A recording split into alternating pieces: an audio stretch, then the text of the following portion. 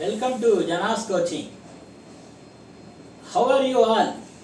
Hope all you are fine, and I am also fine with all your supports. Today the subject what I want to say is how to avoid wastage. How to avoid wastage. நாம எப்படி இந்த சில waste தேவையில்லாததைன்றதை எப்படி நாம தவிர்ப்பது அப்படின்றத பற்றி தான் நம்ம பேச போறோம். நம்பர் 1 பார்த்தீங்கன்னா first food wastage. Most of the houses they are preparing food and they are eating for some limit, and after that the foods are goes to the basket, food basket, waste basket, not food basket, waste basket. That is the grains, like any grains, that is rice, wheat, etc. all are becoming waste. Here the national laws, this is the national laws.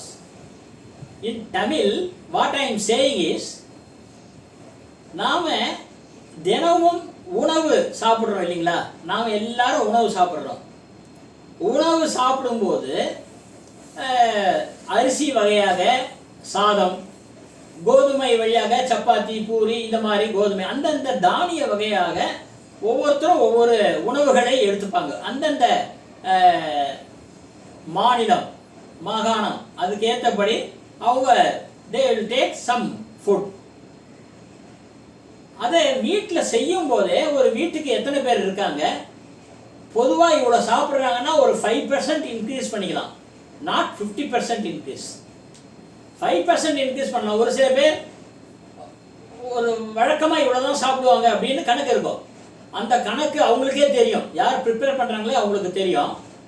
Suppose ஏதாவது ஒன்றுன்னா ஒரு 5%, 3 to 5% increase பண்ணிக்கலாம் அந்த food ப்ரிப்பரேஷனில்.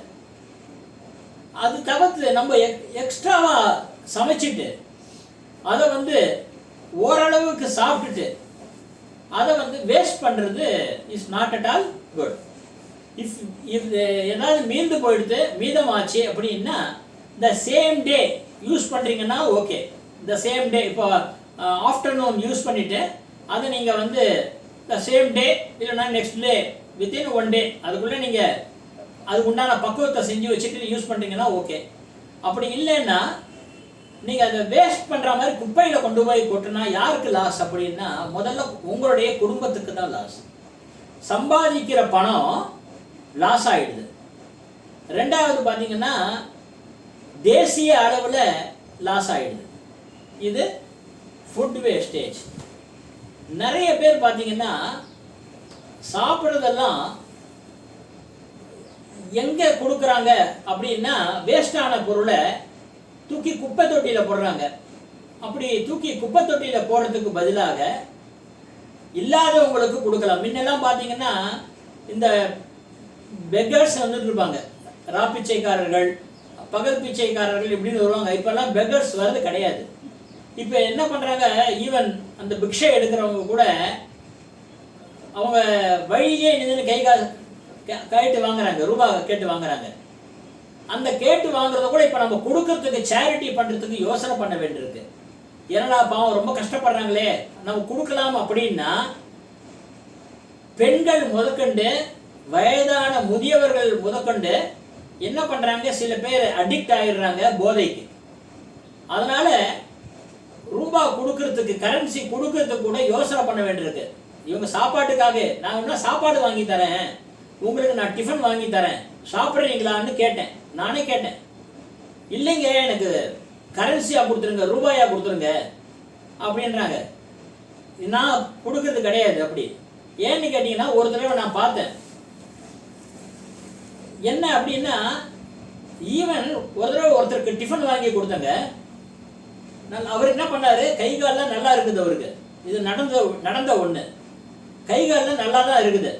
அவர் என்ன சொல்கிறாரு, ஒரு காலை அப்படியே லைட்டாக ஒரு மாதிரி வச்சுக்கிட்டு அந்த ஃபிசிக்கலி ஹேண்டிகேப் இது ஊன்ற அந்த கோல் இருக்கு பாருங்க, அந்த கம்பை இப்படி வச்சுக்கிட்டு நான் வந்து ஆர்மியில் ஒர்க் பண்ணேன், எனக்கு கால் போயிடுச்சு, எனக்கு வந்து இட்லி வாங்கி கொடுங்க, 4 இட்லி வாங்கி கொடுங்க அப்படின்னு கேட்குறாரு.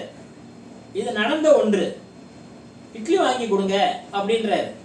சரி, ஒருத்தர் கேட்குறாரு, எதுவும் இட்லி வாங்கி கொடுங்கன்றாரு. ரூபா கொடுக்க வேண்டாம், இதுவாக இட்லியை வாங்கி கொடுக்கலான்னு பக்கத்து இருந்த கடையில் இட்லியை வாங்கி கொடுத்துட்டேன். இட்லியை வாங்கி கொடுத்துட்டோன்னே ரொம்ப நன்றி சார், தேங்க்ஸ் சார் அப்படின்றாரு. வாங்கிட்டு அவர் பக்கத்துலேயே ஒரு ஸ்கூட்டர் ஒன்று வச்சுருக்காரு. அந்த ஸ்கூட்டரில் அந்த இது உள்ள டிக்கி அந்த இது மாதிரி இருக்கு இல்லையா, பாக்ஸ் மாதிரி இருக்கு இல்லையா, அந்த பாக்ஸ் உள்ள வைக்கிறாரு. நான் அப்புறமா சாப்பிட்றேங்க அப்படின்றார். நான் அப்பவே சாப்பிட சொல்லி சொன்னேன், நான் அப்புறமா சாப்பிட்றேங்கன்னு வாங்கி உள்ள போட்டுக்கிட்டார். எனக்கு இவர் சாப்பிட்றாரா இல்லையான்னு தெரியலையேன்னு சொல்லிட்டு, பாவம் மனுஷன் பசியாக இருக்குமே சாப்பிட்டோமேன்னு பார்த்தேன். அவரு சாப்பிடல. அதுக்குள்ள எதிர்த்தா போல ஒரு ஷாப்பில் போய் பர்ச்சேஸ் பண்ணுறதுக்காக போயிருந்தேன். அப்போ பர்ச்சேஸ் பண்ணிட்டு இருக்கும்போது எதேச்சியாக பார்த்தேன், எதேச்சும் சாதாரணமாக அங்கே பார்த்தேன், திரும்பி பார்த்தேன். இன்னொருத்தர்கிட்ட இதே மாதிரி பேசிகிட்டு இருக்காரு. பேசினவுடனே அவரும் அப்பாவித்தனமாக வாங்கி கொடுத்துட்டாரு. வாங்கினதை உள்ளே போட்டார். நான் அந்த கடையில் ஒரு 5-6 ஐட்டம் நான் வாங்கிட்டு இருக்கேன். ஒவ்வொன்றா பொருள் எடுத்து வச்சுட்டு இருக்கேன். அந்த நேரத்தில் பார்க்கும்போது ஒரு 4 பேர்கிட்ட இதே மாதிரி வாங்கியிருக்காரு. வாங்கி அது உள்ளே போட்ட உடனே அது என்ன பண்ணுறாரு, யாராவது பார்க்குறாங்களான்னு அப்படி சுற்றி முற்றி பார்க்குற மாதிரி பார்த்துட்டு அந்த 4 பேக்கெட்டையும் அதே கடையிலேயே கொண்டு போய் கொடுத்துட்டார். அதே கடையில் கொண்டு போய் கொடுத்த உடனே அவன் என்ன பண்ணுறான், 2 இட்லி கொடுக்குறான் சாப்பிட்றதுக்கு, ப்ளஸ் கரன்சி கொடுத்துட்றான். அவன் வாங்கின அமௌண்ட்டை டிஸ்கவுண்ட் மாதிரி ஆயிடுது. அவனுக்கு லாபம். யாருக்கு? அந்த இட்லி விற்கிறான வியாபாரி, அவனுக்கு லாபம். அவன் பைசா எடுத்துக்கிறான், ரூபாய் எடுத்துக்கிறான். பேருக்கு ஒரு 2 இட்லியை கொடுத்துட்டு சாப்பிடுப்பான்னு சொல்லி கொடுத்துட்டு ரூபாயும் கொடுக்குறான், எக்ஸ்ட்ரா ரூபா. அவனுக்கு லாபம் கிடைக்குது, இவனுக்கும் லாபம் கிடைக்குது. ஏமாந்தது யாரு? என்ன மாதிரி 2-4 பேர் கொடுத்தாங்க பார்த்தீங்களா? அதே மாதிரி தான் அவர் இந்த வேலை பண்ணிட்டு இருக்காரு, இன்னமும் பண்ணிட்டு இருக்காரு. அதனால எதுனா இப்போ ஃபுட் வேஸ்டேஜ்னா பார்த்தீங்கன்னா இதுவும் ஃபுட் வேஸ்டேஜ் மாதிரி தான் ஆயிடுது. அந்த தவறுகள் பார்த்து கண்கூடாவே சாப்பிட்டாங்கன்னா ஓகே. இப்போ நம்ம வீடாக இருந்தால் நம்ம வீட்டில் நம்ம எல்லாம் சாப்பிடுவோம். நம்ம ஒருத்தருக்கு வாங்கி கொடுக்குறோம்னா அப்போவே அவங்க சாப்பிட்டாங்கன்னா மட்டும் வாங்கி கொடுங்க, இல்லைன்னா வாங்கி கொடுக்காதீங்க. இல்லைன்னா your money will become wastage. அதுக்கப்புறமா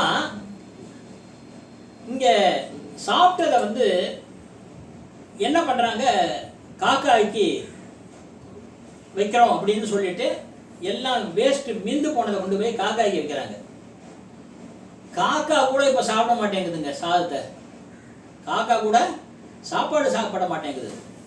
இப்போ வந்து பார்த்தீங்கன்னா இந்த ஸ்நாக்ஸ் ஐட்டம் இருக்குது பார்த்தீங்களா, எப்படி பசுமாடு வந்து முன்னெல்லாம் வைக்கோல் அதெல்லாம் சாப்பிடும், இப்போ வால் போஸ்டர் சாப்பிடுது பார்த்தீங்களா, அது மாதிரி இந்த க்ரோஸ் எல்லாம் என்ன பண்ணிடுது, இப்போ இந்த மாதிரி வடை, ஸ்நாக்ஸ் ஐட்டம், முறுக்கு, இதை மாதிரி ஐட்டம், காராசேவு, இதை மாதிரி தான் சாப்பிடுது.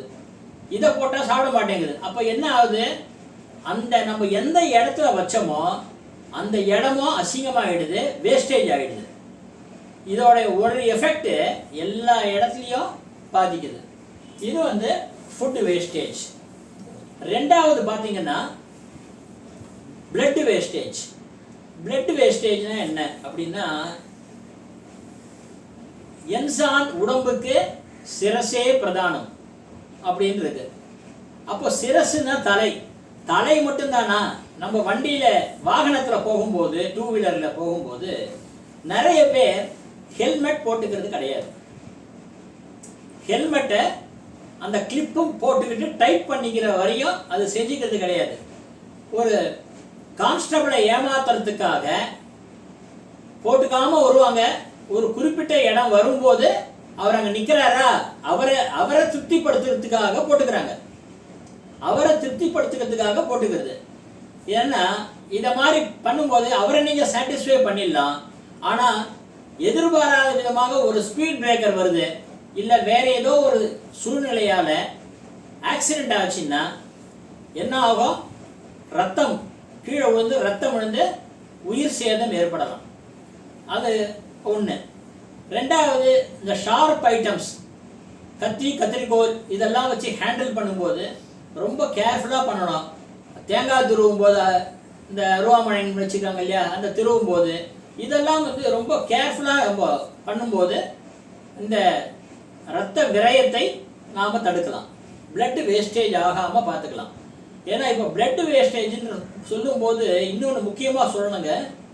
நிறைய பேருக்கு இந்த ஹீமோகுளோபின் அப்படின்றது கம்மியாக இருக்குது. இப்போ ஏன் கம்மியாக இருக்குது அப்படின்னா, சத்தான உணவுகளை சாப்பிட்றதில்ல. ரிச் ஃபுட், ரிச் ஐட்டம்ஸ், அதாவது காய்கறிகள் சாப்பிட்ணும், கீரை சாப்பிட்ணும், புரோட்டீன் ஐட்டம்ஸ்லாம் சாப்பிட்ணும், விட்டமின்ஸ் மினரல்ஸ் இதெல்லாம் எடுத்துக்கணும்.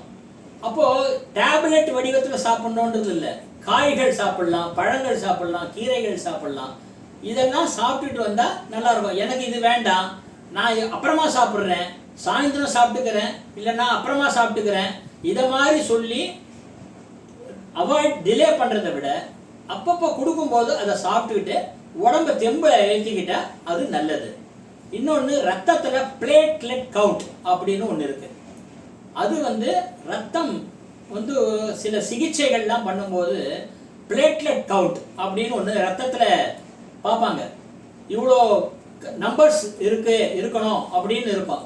அதை விட குறைவாக உங்களுக்கு இருக்குது அப்படின்னா அதுக்கு நிறைய என்ன ஊட்டச்சத்து சொல்கிறாங்களோ அதை சேர்த்துக்கோங்க. பப்பாளி இலை, அந்த பப்பாளி இலை சாறு அது வந்து பிளேட்லெட் கவுண்ட்டை இன்க்ரீஸ் பண்ணுறதாக நிறைய தகவல்கள்லாம் இருக்குது. அதனால் அதை சாப்பிட்றதுனால நீங்கள் இந்த பிளேட்லெட் கவுண்ட்டை இன்க்ரீஸ் பண்ணிக்கலாம், பிளட் வேஸ்டேஜை அவாய்ட் பண்ணிக்கலாம். இது வந்து முக்கியமான ஒன்று. அடுத்தது பார்த்தீங்கன்னா hair loss wastage. Hair loss, தலைமுடி வளர்றதே பெரும்பாடாக இருக்குது, குதிரை கொம்புன்னு சொல்லுவாங்க, அதை மாதிரி இருக்குது. அப்போது என்னென்னலாம் ஹேர் லாஸ்க்கு உண்டான காரணங்கள் அப்படின்னு சொல்லும்போது, இந்த பியூட்டி பார்லரில் போகும்போது சில இதை அப்ளை பண்ணுவாங்க. அப்போது அதை அப்ளை பண்ணும்போது உங்களுக்கு அது உடம்புக்கு ஒத்துக்கிறதான்றதை நீங்கள் பார்த்துக்கணும். எல்லாருக்குமே அந்த அவங்க அப்ளை பண்ணுறது ஹேர் மசாஜ் பண்ணும்போது அந்த கெமிக்கல் ஐட்டம்ஸு எல்லாம் ஒருத்தருக்கு ஒத்துக்கிறது, இன்னொருத்தருக்கு ஒத்துக்காது. அப்படி பண்ணும்போது என்ன ஆகும், ஹேர் லாஸ், முடி கொட்ட ஆரம்பிச்சிடும். அதனால் அது சில அந்த மாதிரி இடத்துக்கு போகிறத ஹேர் கட் பண்ணிக்கிறதுக்கு போகலாமே தவிர இந்த மாதிரி இதை பண்ணுறது சில உடம்புக்கு ஒத்துக்கும், சிலருக்கு ஒத்துக்காது. அவங்கவுங்க பார்த்து செஞ்சுக்கோங்க அதை. அடுத்தது ஷாம்பு. இந்த ஷாம்பு போட்டு குளிக்கிறது, டெய்லி ஷாம்பு போட்டு குளிப்பாங்க. அதாவது வாரத்துக்கு ஒரு நாள் ஷாம்பு போட்டு குளிக்கலாம். அந்த ஷாம்பு போட்டு குளிக்கும் போது என்ன ஆகும், தலைமுடியில் இருக்கிற அழுக்குகள்லாம் வெளியே போகும். அது வாரத்துக்கு ஒரு நாள் பண்ணலாம். ஒரு ப்ரிவென்டிவ் மெயின்டெனன்ஸ், அது நம்ம உடம்புக்கு, நம்ம தலைக்கு, ஹேருக்கு பண்ணுறது ப்ரிவென்டிவ் மெயின்டெனன்ஸாக வாரத்துக்கு ஒரு நாள் பண்ணலாம். சில பேர் பார்த்தீங்கன்னா டெய்லி தலைக்கு தண்ணி விட்டுக்கிறாங்க, டெய்லி தலைக்கு தண்ணி விட்டுக்கிறது, அதுவும் டெய்லி தலைக்கு ஷாம்பு போட்டுக்கிறது. இதை கொஞ்சம் அவாய்ட் பண்ணால் நல்லது. ஏன்னா ஒருத்தருடைய பாடி ஹீட்டுன்னு ஒன்று இருக்குது. அந்த பாடி ஹீட்னால கூட தலைமுடி கொட்டும். இந்த ஹேர் லாஸ் வேஸ்டேஜ் ஆகாமல் இருந்தால் தான் பார்க்குறதுக்கும் நல்ல ஒரு யங்ஸ்டர்ஸை தோற்றம் கொடுக்கும். இல்லைன்னா தலைமுடியெல்லாம் கொட்டி போச்சுன்னா சரியாக இருக்காது, பார்க்குறதுக்கு அழகு குறைஞ்சி போயிடும். அடுத்ததாக பார்த்தீங்கன்னா ஸ்கின் வேஸ்டேஜ். அது என்ன ஸ்கின் வேஸ்டேஜ் அப்படின்னா, சில பேர் இந்த தோல் இருக்குது பார்த்தீங்களா, இந்த தோலுக்கு ஒரு பாலிஷ் போட்டுக்கிறது. இந்த தோல் நம்மளுடைய அந்த நிறத்துக்கு ஏற்றபடி, அவங்க உபயோகப்படுத்த உடைக்கு ஏற்றபடி ஸ்கின் அமைப்பை மாற்றிக்கிறது. அந்த ஸ்கின் அமைப்பை மாற்றும் போது சில பேர் ஸ்கூட்டரில் போகிறாங்கன்னு வச்சுக்கோங்களேன். ஸ்கூட்டரில் போகும்போது 2 கண்ணு மட்டும்தான் தெரியும். அப்படியே தலையிலேருந்து எல்லாத்தையும் அப்படியே ஒரு கவச்சம் மாதிரி போட்டுப்பாங்க. எல்லாத்தையுமே கவர், என்டையர் திங்கை கவர் பண்ணிக்கிறது. அப்படி என்டையர் திங் கவர் பண்ணாங்கன்னா அவங்க வாட் தே திங்க், நம்ம வந்து சூரியன்கிட்டேருந்து நம்ம வந்து இதை பார்த்துக்கிறோம், சூடு இல்லாமல் நம்ம உடம்பை பார்த்துக்கிறோம் அப்படின்ற ஒரு நல்ல எண்ணத்தில் அவங்க செய்கிறாங்க. எல்லாருமே இந்த 2 வீலரில் போகிற சில பேர் கண்ணு மட்டும்தான் தெரியும், அந்த மாதிரி பண்ணும்போது உடைகள்லாம் டைட்டாக போட்டுக்கிறாங்க பார்த்தீங்களா? இந்த டைட்டாக போட்டுக்கிறதுனால 2 லாஸ் இருக்குது. 2 லாஸ் என்ன டைட்டாக போட்டுக்கிறதுனால அப்படின்னா, ஸ்கின் டேமேஜ் ஆகும். ஸ்கின்னு டேமேஜ் ஆகும்.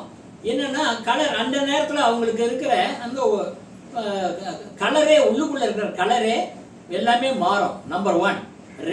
ரெண்டாவது செகண்ட் திங் என்னென்னா, டைட்டாக ட்ரெஸ் போட்டுக்கிறதுனால என்ன அப்படின்னா, சந்தான பாக்கியம், அதாவது சைல்டு பர்த், சைல்டு இஷ்யூன்னு சொல்கிறாங்க இல்லைங்களா, குழந்தை பிறக்கிறது. அந்த குழந்தை பிறக்கிறது வந்து இல்லாமையே கூட போகிறது. அது டைட்டாக ட்ரெஸ் போட்டுக்க கூடாது. இது 2 பாதையும் சாரும், ஆண்பால் பெண்பால் 2 பேருக்குமே சொல்கிறோம். டைட்டான ட்ரெஸ் போட்டுக்க வேண்டாம். ஃபேஷன்ஸ் எல்லாம் கொஞ்சம் அவாய்ட் பண்ணிட்டு தளர்த்தியான உடைகளை நாம் போட்டுக்கிறது நல்லது. ஏன்னா இதெல்லாம் தான் ஸ்கின் கேரில் அவசியம் நம்ம பார்த்துக்கணும். ஸ்கின் வேஸ்டேஜ் அந்த தலைப்பில் இதுதான் முக்கியமாக சொல்கிறோம். அடுத்தது பார்த்தீங்கன்னா விஷன் வேஸ்டேஜ். கண் பார்வை எவ்வளோ முக்கியம். நம்ம எல்லாருக்குமே பார்த்தீங்கன்னா கண் பார்வை வந்து அவ்வளோ முக்கியம். நம்ம அந்த கண் பார்வையை எப்படி வேஸ்டேஜ் பண்ணுறோம் சொல்லுங்கள்? எதில் பண்ணுறோம்? டிவியை ரொம்ப நேரம் பார்க்குறது. டிவியை ரொம்ப நேரம் பார்க்குறது. குறிப்பாக சாப்பிட்ற நேரத்தில் டிவி பார்க்குறத அவாய்ட் பண்ணணும். ஏன்னு கேட்டிங்கன்னா, சாப்பாடு உள்ளே இறங்காது. அதாவது உள்ளே இறங்குறது தெரியாமல் டிவி பார்த்துக்கிட்டே நம்ம சாப்பிட்டுட்டு இருக்கும்போது உள்ளுக்குள்ளே நம்ம என்ன சாப்பிட்றோம், என்ன ருசியில் சாப்பிட்றோம், ருசித்து சாப்பிடாம ஏதோ ஒன்று உள்ளே போயிட்டே இருக்கும். அப்போது டிவி பார்க்குறது ஒரு எண்ணங்கள் ஒன்று இருக்கும். அந்த டிவி பார்க்குற எண்ணங்களில் நம்ம என்ன சாப்பிட்றோன்னே தெரியாமல் அதுக்கு உணர்வுகள் இருக்காது. எப்படி வந்து சில பேர் கார்டனிங்லாம், யாரெல்லாம் கார்டனிங் பண்ணுறீங்க வீட்டில், தோட்டக்கலை யாரெல்லாம் வீட்டில் பண்ணிகிட்டு இருக்கீங்க, தோட்டம் செடி வச்சு அதுக்கு தண்ணி விட்டு அதெல்லாம் பண்ணுறாங்க இல்லையா, நிறைய வீட்டில் பண்ணுறீங்க இல்லையா நீங்களாம்? அப்போ பண்ணும்போது முக்கியமாக என்ன பண்ணணும் அப்படின்னா, அந்த இலைகளை தடவி கொடுக்கணும். அதுக்கு ஒரு உணர்வு கொடுக்கணும். அந்த உணர்வு நம்ம கொடுக்கும்போது அப்போ என்ன ஆகும், லவ் அண்ட் அஃபெக்ஷன்னால சீக்கிரமாக நல்லபடியாக growth இருக்கும். உங்களுக்கு தேவையான காய் கனிகளை எல்லாம் கொடுக்கும் உங்களுக்கு. அதே மாதிரி இங்கே நீங்கள் பார்க்குற பார்வைகள் பயனுள்ள பார்வையாக இருக்கணும். சில பயனுள்ள பார்வையாக பார்க்கும்போது அந்த பார்வை என்ன ஆகும், உங்களுக்கு நல்லதை கொடுக்கும். நல்லதை கொடுக்கும்போது உங்களுக்கு நல்ல உணர்வுகளை கொடுக்கும். அது அது அது அடிக்கவே. ரெண்டாவது பார்த்தீங்கன்னா, இந்த மொபைல் ஃபோனை பார்க்குறது. மொபைல் ஃபோனை வேலை இல்லாத, அதாவது வேலை இருக்கிற நேரம், தேவையான நேரத்தில் மட்டும் நம்ம மொபைல் ஃபோனை பார்த்துட்டு இருக்கணும். அவ்வளோதான். ஒரு வேலை இருக்க கொஞ்சம் கேப் கொடுங்க. கொஞ்ச நேரம், ஒரு 15 நிமிஷம் கேப். ஒரு இதுக்கும் இன்னொரு இதுக்கும் கொஞ்ச நேரம் ஒரு 15 நிமிஷம் கேப் கொடுங்க. கண்டினியூஸாக மொபைல் ஃபோனை கண்டினியூஸாக பார்த்துட்டு இருக்குது, ராத்திரிலாம் கண்டினியூஸாக பார்த்துக்கிட்டு இருக்கிறது, அப்படி கண்டினியூஸாக பார்த்துட்டு இருக்கும்போது பிரச்சனை வரும். ரெண்டாவது அந்த பிரைட்னஸ், அந்த பிரைட்னஸை டல் பண்ணிட்டு வச்சுட்டு பார்க்கணும். அப்போ பார்க்கும்போது கூட பிரைட்னஸை டல் பண்ணி வச்சுட்டு பார்க்கணும். இந்த தப்பை நானும் ஸ்டார்டிங்கில் பண்ணேன். ஏன்னா நானும் ஒத்துக்கணும். இந்த கொஞ்சம் பிரைட்னஸ் அதிகமாக வச்சு தான் நான் பார்த்துட்டு இருந்தேன். அப்போ வீட்டு குடும்ப உறுப்பினர்கள்லாம் சொல்லும்போது பிரைட்னஸை குறைச்சிக்கிட்டேன். ஏன்னா ஒருத்தர் சொல்லும்போது நம்ம கேட்டுக்கிறதுல தப்பு கிடையாது. அதனால் இந்த விஷன் வேஸ்டேஜ் அப்படின்றத இதான் டாபிக். இல்லைன்னு வச்சுக்கோங்க, உங்கள் கண் 2 வருஷத்துக்கு ஒரு தடவை கண் டெஸ்ட் பண்ணணும் நீங்கள் பொதுவாகவே. அப்போது கண்ணாடி போட வேண்டிய சூழ்நிலைகள் இருக்கும்போது கண்ணாடி போடணும். சில பேர் பார்த்தீங்கன்னா குழந்தைகள்லேயே சோடா புட்டி கண்ணாடி போட்டிருப்பாங்க. அதுக்கு என்னன்னா, விட்டமின் ஏ, சின்ன வயசுலேருந்தே விட்டமின் ஏலாம் நல்லா சாப்பிட்டுக்கிட்டு வந்தாங்கன்னா அவங்களுக்கு விட்டமின் ஏலாம் என்ன இருக்குன்றது கூகுளில் போய் பார்த்துக்கோங்க. ஏன்னா நான் அந்த பாடம் நடத்தலை, சயின்ஸ் பாடம் நடத்தலை நான். அதெல்லாம் பார்த்து என்னென்ன தேவையோ அதெல்லாம் சாப்பிட்டுட்டு இருக்கும்போது உங்களுக்கு கண் பார்வை ரொம்ப தெளிவாக தெரியும். ஆச்சுங்களா?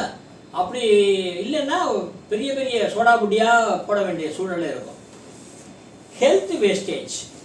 ஹெல்த் வேஸ்டேஜ்ன்றது என்னென்னா, எல்லா இடத்துலையுமே பார்த்தீங்கன்னா, இப்போ டிவியில் கூட போடுறான், ஏதோ ஒரு குடிக்கிற சீன் வந்தால் குடிக்காதீர்கள், மது நாட்டுக்கும் வீட்டுக்கும் கேடு அப்படின்னு போடுவாங்க. அதே மாதிரி சிகரெட் இது பண்ணும்போது சிகரெட்டு வந்து உயிரை கொடுக்கும், கேன்சரை உண்டாக்கும் அப்படின்லாம் அதில் போடுறத நம்ம பார்த்துருக்கோம்.